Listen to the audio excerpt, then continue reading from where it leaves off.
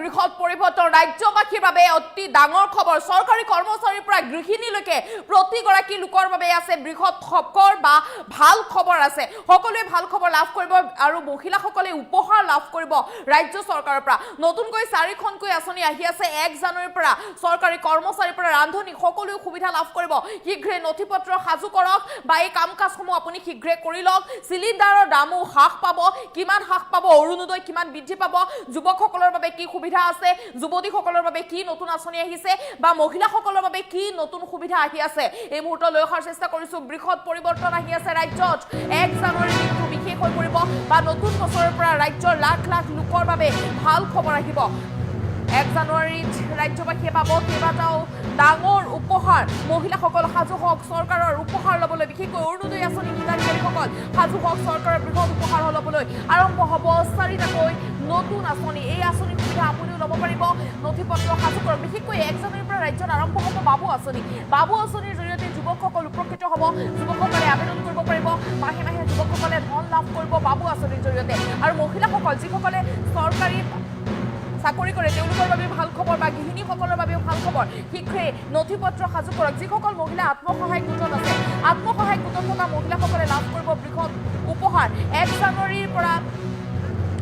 বৃহৎ উপহাৰ ৰেচন কাৰ্ডৰ হিতাধিকাৰীয়েও লাভ কৰিব অসুবিধা 100 টকাতে চেনি দাইল নিমখ লাভ কৰিব 1 জানুৱাৰীত অৰুণোদয় হিতাধিকাৰীসকলৰ বাবে মুখ্যমন্ত্ৰী ডক্টৰ হিমন্ত বিশ্ব শৰ্মাই ডাঙৰ ঘোষণা কৰিব আৰু অৰুণোদয় হিতাধিকাৰীক উপহাৰ দিয়াৰ কথা উল্লেখ কৰিছে মুখ্যমন্ত্ৰী ডক্টৰ হিমন্ত বিশ্ব শৰ্মাই বৃদ্ধি পাব অৰুণোদয় আঁচনিৰ ধন হয়তো 3000 লৈ অৰুণোদয় আঁচনিৰ ধন বৃদ্ধি পোৱাৰ সম্ভাৱনা আছে জানুৱাৰীত ৰাজ্যবাসীয়ে ৰন্ধন গেছত পাব ৰাজ সাহায্য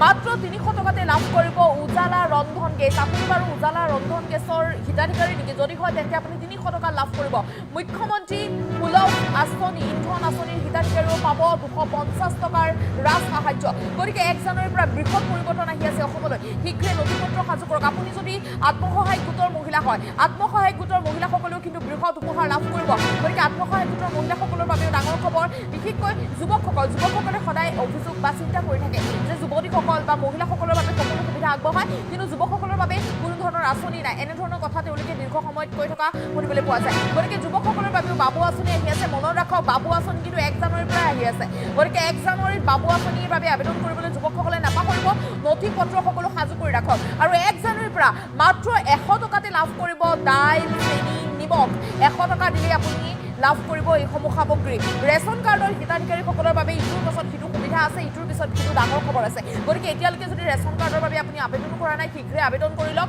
আবেদন কৰিবৰ বাবে আপুনি ৰিটেইলাৰ দোকানত যাব লাগিব আৰু তাৰ পিছতে আপুনি সুলভ মূল্যৰ দোকানত যোৱাৰ পিছতে আবেদন কৰিব পাৰিব ৰেচন কাৰ্ডৰ বাবে ৰেচন কাৰ্ড থাকিলে আপুনি ইটোৰ পিছত সিটো সুবিধা লাভ কৰিব গতিকে ৰাজ্যৰ লাখ লাখ লোকৰ বাবে ডাঙৰ খবৰ আহি পৰিছে যিসকল চৰকাৰী কৰ্মচাৰীৰ পৰা গৃহিণীলৈকে ডাঙৰ খবৰ আহিছে 1 জানুৱাৰীৰ পৰা অৰুণোদয় হিতাধিকাৰী বাবে 1 জানুৱাৰীৰ দিনাখনে মুখ্যমন্ত্ৰী ডক্টৰ হিমন্ত বিশ্ব শৰ্মাই ডাঙৰ ঘোষণা কৰিব হয়তো অৰুণোদয় ধন বৃদ্ধি পোৱাৰ সম্ভাৱনা আছে 3000লৈ হয়তো অৰুণোদয় ধন বৃদ্ধি পোৱাৰ সম্ভাৱনা আছে মুখ্যমন্ত্ৰী ডক্টৰ হিমন্ত বিশ্ব শৰ্মাই কিন্তু অৰুণোদয় ধন বৃদ্ধি পাব বুলি তেনেধৰণৰ ইংগিত এটা দিছে গতিকে 3000লৈ হয়তো বৃদ্ধি পাব পাৰে অৰুণোদয় ধন ইয়াৰ উপৰি অৰুণোদয় যিসকল হিতাধিকাৰী আছে তেওঁলোকক বৃহৎ উপহাৰ আগবঢ়াব হয়তো ফেব্ৰুৱাৰী মাহত বা জানুৱাৰী লাষ্টলৈ এই উপহাৰ লাভ কৰিব আৰু উপহাৰ কি পাব অৰুণোদয় হিতাধিকাৰীসকলে সেই কথা উল্লেখ কৰিছে ৰাজ্যৰ মুখ্যমন্ত্ৰী ডক্টৰ হিমন্ত বিশ্ব শৰ্মাই মুখ্যমন্ত্ৰীগৰাকীয়ে কৈছে যে বৃহৎ উপহাৰ আহি আছে অৰুণোদয় মহিলাসকলৰ বাবে ডাঙৰ সুযোগ ডাঙৰ সুবিধা আহি আছে গতিকে যিসকল অৰুণোদয় হিতাধিকাৰী তেওঁলোকে সাজু হওক এই চৰকাৰৰ উপহাৰ ল'বৰ বাবে গতিকে 1 জানুৱাৰীৰ দিনটো বিশেষ হৈ পৰিব 1 জানুৱাৰীৰ ইটোৰ পিছত সিটো সুবিধা আগবঢ়াব চৰকাৰে জানুৱাৰীত ৰাজ্যবাসীয়ে ৰন্ধন গেছত পাব ৰাজ সাহায্য মাত্ৰ 300 টকাতে উজালা ৰন্ধন গেছ লাভ কৰিব আপোনাৰ যদি উজালা আঁচনি আছে তেন্তে মাত্ৰ 300 টকা দিলে আপুনি উজালা ৰন্ধন গেছ লাভ কৰিব ভাবক চিলিণ্ডাৰৰ মূল্য য'ত আপুনি 1000 বা 1100 বা 700 টকাত আপুনি ৰন্ধন গেছ ক্ৰয় কৰে সেই সময়ত কিন্তু ৰন্ধন গেছ আপুনি মাত্ৰ 300 টকাতে ক্ৰয় কৰিব পাৰিব গতিকে ৰাজ্যবাসীৰ বাবে অত্যন্ত ভাল খবৰ বা ডাঙৰ খবৰ বুলি ক'ব লাগিব মুখ্যমন্ত্ৰী সুলভ ইন্ধন আঁচনি হিতাধিকাৰীসকলে লাভ কৰিব 250 টকাৰ ৰাজ সাহায্য বিশেষকৈ বাবু আঁচনি যুৱকসকলে কিন্তু মনত ৰাখক 1 জানুৱাৰীতে বাবু আঁচনি আহি আছে বাবু আঁচনিৰ বাবে আপুনি আবেদন কৰিব লাগিব আবেদন কৰিলে মাহে মাহে ধন লাভ কৰিব ৰাজ্যৰ মুখ্যমন্ত্ৰী ডক্টৰ হিমন্ত বিশ্ব শৰ্মাই এই কথা ইতিমধ্যে স্পষ্ট কৰি দিছে যে বাবু আঁচনিৰ জৰিয়তে যুৱকসকল উপকৃত হ'ব বাবু আঁচনিৰ জৰিয়তে মাহে মাহে যুৱকসকলে ধন লাভ কৰিব হাত খৰচ লাভ কৰিব আৰু মুখ্যমন্ত্ৰী ডক্টৰ হিমন্ত বিশ্ব শৰ্মাৰ মন্তব্য আছে বাবু আঁচনিৰ সন্দৰ্ভত তেখেতে কি মন্তব্য আগবঢ়াইছে এই মুহূৰ্তত লগাই আছো আৰু মহিলাসকলৰ বাবে কি সুবিধা আছে সেয়াও শুনাম প্ৰথমে শুনি লওক বাবু আঁচনিত কেনেকৈ সুবিধা লাভ কৰিব যুৱকসকলে মই যতে যাওঁ তাতে আজিকালি ল'ৰাবিলাকেও কয় যে মামা নিযুত বাবু আঁচনিও আমাক লাগে গতিকে 1 জানুৱাৰীৰ পৰা আমি ছাত্ৰসকলৰ বাবেও আৰু এটা ভাল আঁচনি আনিম যাতে তেওঁলোকেও পঢ়াত অনুপ্ৰেৰণা পাব পাৰে অৰ্থাৎ আমাৰ চৰকাৰখনৰ লক্ষ্য হ'ল যে অসমত আমি এটা এডুকেশ্যনেল এনভাইৰনমেণ্ট বা শৈক্ষিক পৰিৱেশ এটা নিৰ্মাণ কৰিব লাগে মই যতে যাওঁ তাতে আজিকালি ল'ৰাবিলাকেও কয় যে মামা নিযুত বাবু আঁচনিও আমাক লাগে গতিকে 1 জানুৱাৰীৰ পৰা আমি ছাত্ৰসকলৰ বাবেও আৰু এটা ভাল আঁচনি আনিম যাতে তেওঁলোকেও পঢ়াত অনুপ্ৰেৰণা পাব পাৰে অৰ্থাৎ আমাৰ চৰকাৰখনৰ লক্ষ্য হ'ল যে অসমত আমি এটা এডুকেশ্যনেল এনভাইৰনমেণ্ট বা শৈক্ষিক পৰিৱেশ এটা নিৰ্মাণ কৰিব লাগে জানুৱাৰী মাহৰ 1 তাৰিখৰ পৰা মই এটা ভাবিছো যে 69 টকা দিলে 1 টকা কোনে ঘূৰাই দিব দোকানীয়েতো 70 টকাই ৰাখি থব সেই কাৰণে 1 তাৰিখৰ পৰা আমি কি কৰিম যে 100 টকা দি দিলে 1 কেজি দালিও পাব 1 কেজি চেনিও পাব 1 কেজি নিমখো পাব তিনটা বস্তু একেলগে 100 টকা ঘৰত লৈ আহিব ভাল হ'বনে বেয়া হ'ব অলপ ভাল কৰি কওক ওপৰতো চাই আছে ভাল হ'বনে বেয়া হ'ব ভাল হ'ব এতিয়া পেকেটটো এই নৱেম্বৰ আৰু ডিচেম্বৰ মাহত তিনটা বস্তু কিনিলে 117 টকা লাগিব কিন্তু 117 মানে 20 টকাই হৈ যাব 3 টকা আৰু কোনেও ঘূৰাই নাপাব যদিও দিব লাগে ধৰি ল'ব কিন্তু ঘূৰাই আনিবই মই এনেহে কৈছো নালাগে বুলি কিন্তু আপোনালোকে আনিবই তেনে 3 টকা হলে এৰি নিদিব আৰু 2 টকা হলে এৰি নিদিব 2 টকা 1 টকা দি ল'ৰাক লুজন চেতা কলেও তাৰ মনটো ভাল লাগে হয় নে নহয় গতিকে 10 পইচাৰো মূল্য আছে এতিয়া এই মাহত আপোনালোকে নৱেম্বৰ আৰু ডিচেম্বৰত 117 টকাত পাব কিন্তু 1 জানুৱাৰীৰ পৰা আপোনালোকে 100 টকাতে 3 বিধ সামগ্ৰী আপোনালোকে পাব আৰু মই আপোনালোকক অনুৰোধ কৰিম যে চাউলটো যেতিয়া ল'ব যাব 1 পৰা 10 তাৰিখলৈকে আমি অন্ন সেৱা সপ্তাহ বুলি কওঁ আজিকালি এডভাৰটাইজ হয় কেতিয়াবা আমাৰ ৰেচনৰ দোকানীবিলাক খুব ভাল বহুত কষ্ট কৰে কাৰণ আজিকালি বেলেগ বস্তু নাপায় তথাপিও দুই এজনে কেতিয়াবা আগতে অলপ ইন্দুৰে বস্তা কাটা দি অলপ কাটিছিলে কিন্তু আজিকালি আমি পেপাৰত কৈ দিওঁ মেচিনো আহিলে আজিকালি চাউলটো মোটামুটি মানুহে সময়ত পায় এইবাৰৰ পৰা এই মাহত আজিৰে পৰা আমি 20 তাৰিখলৈকে কিন্তু অহা মাহৰ পৰা চাউল বিনামূলীয়া দালি 1 কেজি নিমখ 1 কেজি চাউল আৰু চেনি 1 কেজি 100 টকা এটা দি আপোনালোকে ঘৰত লৈ আহিব তাৰমানে দুখীয়া মানুহে ঘৰখন চলাবৰ কাৰণে চাউলো পালে দালিও পালে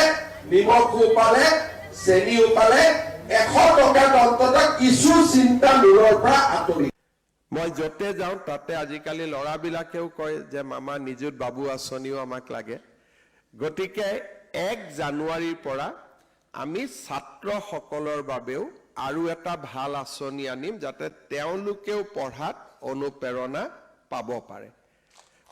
অৰ্থাৎ আমাৰ চৰকাৰখনৰ লক্ষ্য হ'ল যে অসমত আমি এটা এডুকেশ্যনেল এনভাইৰনমেণ্ট বা শৈক্ষিক পৰিৱেশ এটা নিৰ্মাণ কৰিব লাগে জানুৱাৰী মাহৰ 1 তাৰিখৰ পৰা মই এটা ভাবিছো যে 69 টকা দিলে 1 টকা কোনে ঘূৰাই দিব দোকানীয়েতো 70 টকাই ৰাখি থব সেই কাৰণে 1 তাৰিখৰ পৰা আমি কি কৰিম যে 100 টকা দি দিলে 1 কেজি দালিও পাব 1 কেজি চেনিও পাব 1 কেজি নিমখো পাব তিনটা বস্তু একেলগে 100 টকা ঘৰত লৈ আহিব ভাল হ'বনে বেয়া হ'ব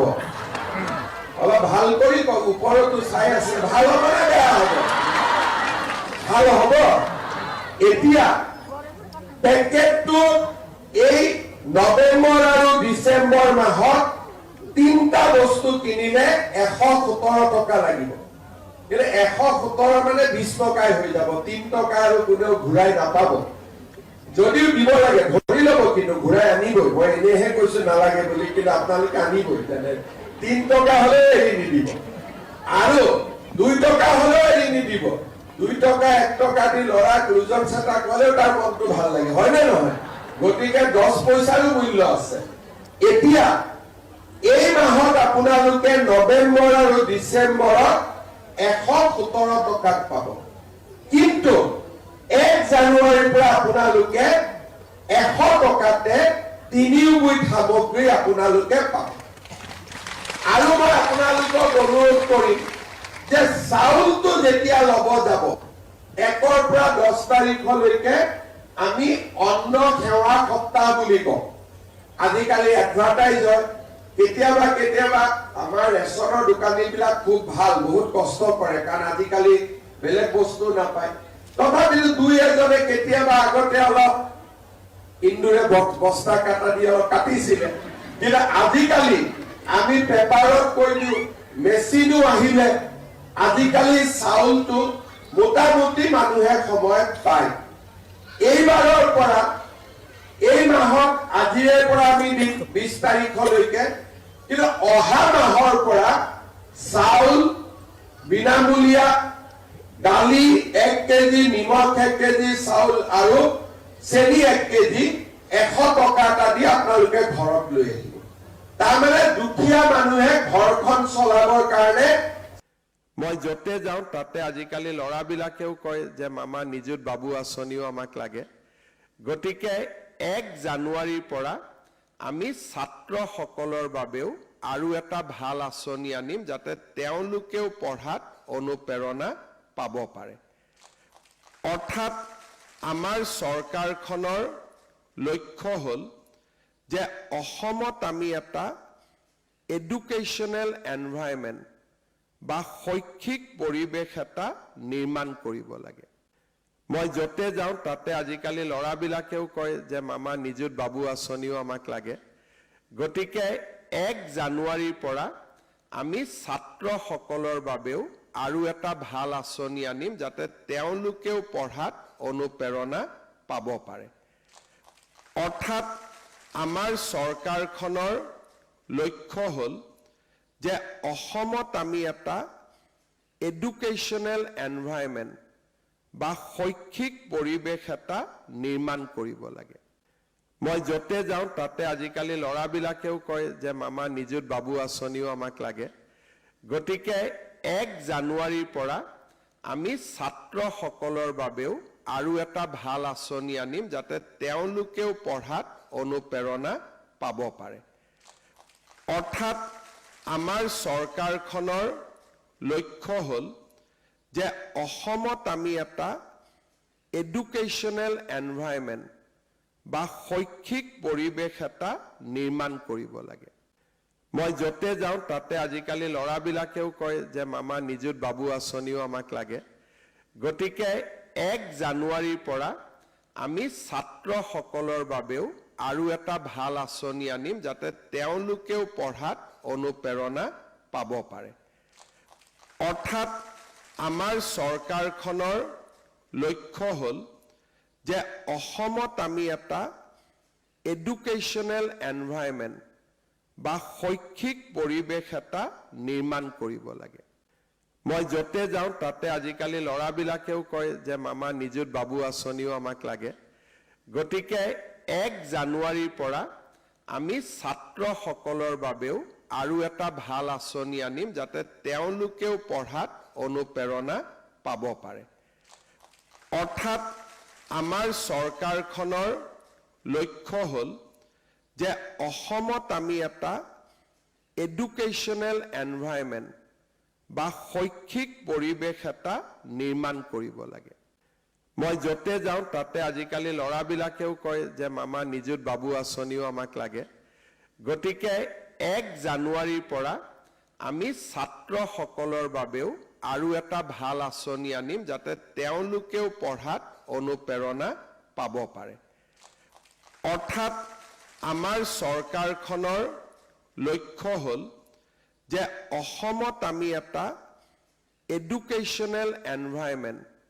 বা শৈক্ষিক পৰিৱেশ এটা নিৰ্মাণ কৰিব লাগে মই যতে যাওঁ তাতে আজিকালি ল'ৰাবিলাকেও কয় যে মামা নিযুত বাবু আঁচনিও আমাক লাগে গতিকে 1 জানুৱাৰীৰ পৰা আমি ছাত্ৰসকলৰ বাবেও আৰু এটা ভাল আঁচনি আনিম যাতে তেওঁলোকেও পঢ়াত অনুপ্ৰেৰণা পাব পাৰে অৰ্থাৎ আমাৰ চৰকাৰখনৰ লক্ষ্য হ'ল যে অসমত আমি এটা এডুকেশ্যনেল এনভাইৰনমেণ্ট বা শৈক্ষিক পৰিৱেশ এটা নিৰ্মাণ কৰিব লাগে জানুৱাৰী মাহৰ 1 তাৰিখৰ পৰা মই এটা ভাবিছো যে 69 টকা দিলে 1 টকা কোনে ঘূৰাই দিব দোকানীয়েতো 70 টকাই ৰাখি থব সেইকাৰণে 1 তাৰিখৰ পৰা আমি কি কৰিম যে 100 টকা দি দিলে 1 কেজি দালিও পাব 1 কেজি চেনিও পাব 1 কেজি নিমখো পাব তিনটা বস্তু একেলগে 100 টকা ঘৰত লৈ আহিব পাৰিব ভাল হ'বনে বেয়া হ'ব অলপ ভাল কৰি কওক ওপৰতো চাই আছে ভাল হ'বনে বেয়া হ'ব ভাল হ'ব এতিয়া পেকেটটো এই নৱেম্বৰ আৰু ডিচেম্বৰ মাহত তিনটা বস্তু কিনিলে 117 টকা লাগিব কিন্তু 117 মানে 20 টকাই হৈ যাব 3 টকা আৰু কোনেও ঘূৰাই নাপাব যদিও দিব লাগে ধৰি ল'ব কিন্তু ঘূৰাই আনিবই মই এনেহে কৈছো নালাগে বুলি কিন্তু আপোনালোকে আনিবই তেনে 3 টকা হ'লে এৰি নিদিব আৰু 2 টকা হ'লে এৰি নিদিব 2 টকা 1 টকা দি ল'ৰাক দুজন চেতা ক'লেও তাৰ মনটো ভাল লাগে হয় নে নহয় গতিকে 10 পইচাৰো মূল্য আছে এতিয়া এই মাহত আপোনালোকে নৱেম্বৰ আৰু ডিচেম্বৰত 117 টকাত পাব কিন্তু 1 জানুৱাৰীৰ পৰা আপোনালোকে 100 টকাতে 3 বিধ সামগ্ৰী আপোনালোকে পাব আৰু মই আপোনালোকক অনুৰোধ কৰিম যে চাউলটো যেতিয়া ল'ব যাব 1 ৰ পৰা 10 তাৰিখলৈকে আমি অন্ন সেৱা সপ্তাহ বুলি কওঁ আজিকালি এডভাৰটাইজ হয়